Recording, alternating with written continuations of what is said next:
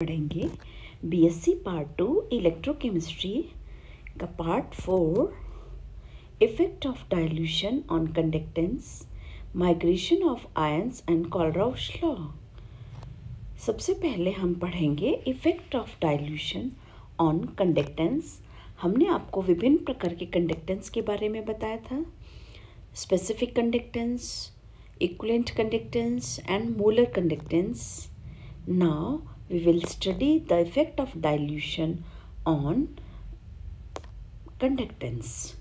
किसी विलयन की विशिष्ट अथवा तुल्यांकी चालकताएं आयनों की संख्या पर निर्भर करती है, अतः स्पष्ट है कि वे विलयन की सांद्रता पर निर्भर करती है।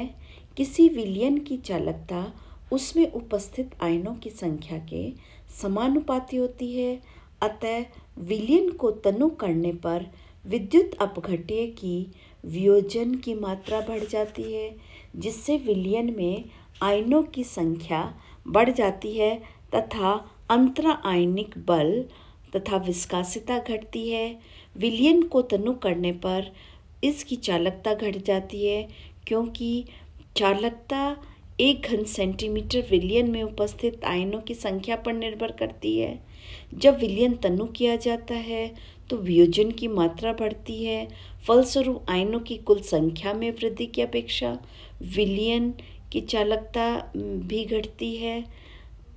सारणी 5.3 में 25 डिग्री सेंटीग्रेड पर केसीएल विलयन की विभिन्न सांद्रता पर विशिष्ट चालकता एवं तुल्यांकी चालकता के मान दिए गए हैं। यहाँ केसीएल सॉल्यूशन की जो सांद्रता है 1.1, 0.01, 0.001, 0.0005 है। तनुकरण अर्थात ग्राम तुल्यांक विद्युत अपघट्य रखने वाला जो विलयन है उसका आयतन है 1000, 10,000, 1 लाख, 2 लाख, 10 लाख, 20 लाख एक्सेट्रा।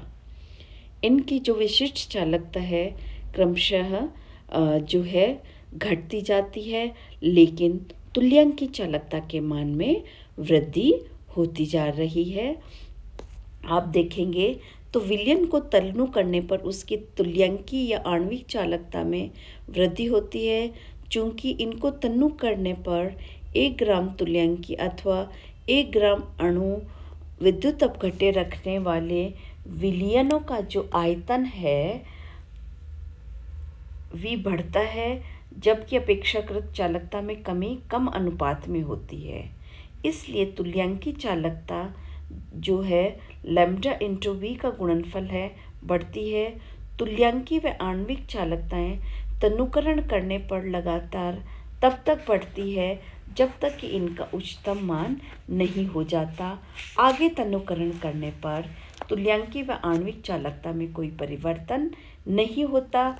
इन चालकताओं का उच्चतम मान चरम मान या अनंत तनुता पर तुल्यांकी चालकता कहलाती है। इन्हें क्रमशः लैम्ब्डा नॉट या लैम्ब्डा इनफाइनाइट या लैम्ब्डा एम नॉट या लैम्ब्डा एम इनफाइनाइट से प्रदर्शित करते हैं।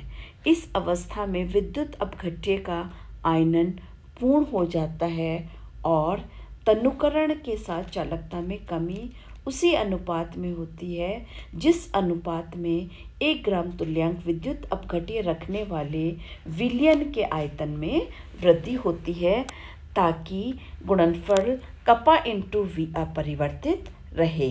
अतः तुल्यांकी व आणविक चालकता भी परिवर्तित नहीं होती है बल्कि स्थिर रहती है। तो इस प्रकार हमने चालकता का तनुता होने पर प्रभाव देखा। अब हम बात करते हैं migration of ions and Kohlrausch law. Kohlrausch scientist ने माइग्रेशन ऑफ आयन का विस्तृत अध्ययन किया और निम्न नियम प्रतिपादित किया। दुर्बल विद्युत अपघट्यों के लैम्ब्डा इनफाइनाइट का मान ज्ञात करने के लिए आलेख बहिर्वेशन विधि द्वारा काम में नहीं लाई जाती, अतः इसको निर्धारित करने के लिए आयनों के स्वतंत्र अभिगमन के लिए Kohlrausch law of independent migration of ion काम में लेते हैं। कुछ युग्मों को उनके धनायन या ऋणायन उभयनिष्ठ हों, ऐसे विद्युत अपघट्यों की अनंत तन्यता पर तुल्यांकी चालकताओं का मान निम्न सारणी में दिया गया है। इसमें KCl लिथियम क्लोराइड की जो अनंत तन्यता पर जो चालकता है क्रमशः 149.86 और 115.03 है, जिसका डिफरेंस जो है 34.83 है। इसी प्रकार से KNO3 और लिथियम नाइट्रेट, इनका भी डिफरेंस 34.83 है। उसी प्रकार पोटेशियम हाइड्रोक्साइड और लिथियम हाइड्रोक्साइड की लैम्डा इनफाइनाइट का भी डिफरेंस का मान 34.80 है। उपरोक्त सारणी से स्पष्ट है कि दिए हुए ताप पर कॉमन आयन रखने वाले विद्युत अपघट्यों की अनंत तन्यता पर तुल्यांकी चालकता में अंतर एक निश्चित वैल्यू आता है। यहाँ हमारा जो था ऋणायन कॉमन था। अब अगर हम धनायन कॉमन लेते हैं तो उसमें भी हम देखते हैं कि उनका जो डिफरेंस है केटायन और दोनों ही सॉल्ट का लैम्डा इनफाइनाइट का, वो भी लगभग समान 4.93, 4.96, 4.86 के आसपास आता है। अतः समान ऋणायन के साथ और समान धनायन में अगर लैम्डा इनफाइनाइट के अंतर की यह जो स्थिरता तभी संभव है जब विद्युत अपघट्य के प्रत्येक आयन विलयन की तुल्यांकी चालकता में एक निश्चित योगदान करता है, तभी यह मान समान आता है। अगर हम इसकी बात करते हैं तो हम देखते हैं कि यह योगदान अन्य आयन जिसके साथ वह बंधित है उस पर निर्भर नहीं कर सकता है। इन 1875 कोलराउश ने इस प्रकार बताया कि अनंत तन्यता पर विद्युत अपघट्य का जो है आयनन पूर्ण हो जाता है, इंटर आयनिक अट्रैक्शन समाप्त हो जाता है, जिससे आयनों के बीच कोई अन्योन्य क्रिया संभव नहीं होती है। इसलिए विद्युत अपघट्य से उत्पन्न सभी आयन विद्युत अपघट्य विलयन की कुल तुल्यांकी चालकता में अपने हिस्से का एक निश्चित योगदान करता है, जो कि केवल उसकी प्रकृति पर निर्भर करता है और उसके सह आयन की प्रकृति पर निर्भर नहीं करता। इसलिए कोलराउश ने एक नियम प्रतिपादित किया जिससे आयनों के स्वतंत्र अभिगमन का कोलराउश नियम या Kohlrausch law of independent migration of ions का नियम कहलाया। इस नियम के अनुसार किसी विद्युत अपघट्य की अनंत तन्यता पर तुल्यांकी चालकता उसके अपने आयनों की आयनिक चालकताओं के योग के बराबर होता है।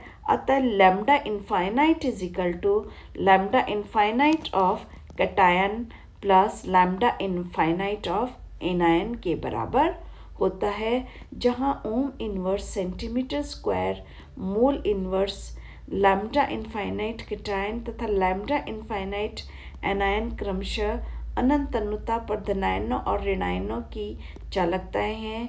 इन्हें मोलर आयनिक चालकताएं भी कहते हैं, जिसे lambda infinite NaCl is equal to lambda infinite Na plus lambda infinite Cl minus से अभिव्यक्त करते हैं। निम्न सारणी में कुछ धनायनों व ऋणायनों की अनंत तन्यता पर मोलर चालकताएं दी गई हैं।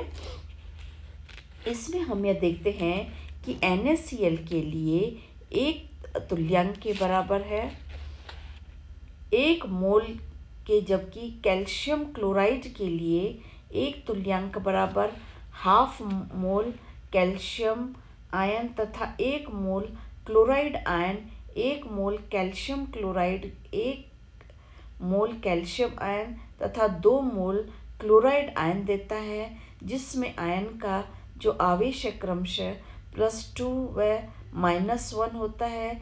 इसी प्रकार सोडियम सल्फेट के लिए हम इस प्रकार लिख सकते हैं half of lambda infinite Na2SO4 is equal to lambda infinite of Na plus half lambda infinite of sulphate ion अनंत तन्यता पर मूलक चालकता के संबंध में समीकरण है।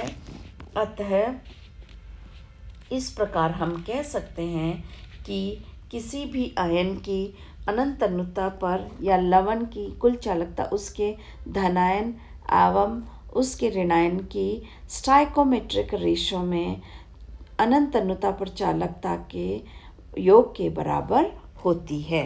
Thank you.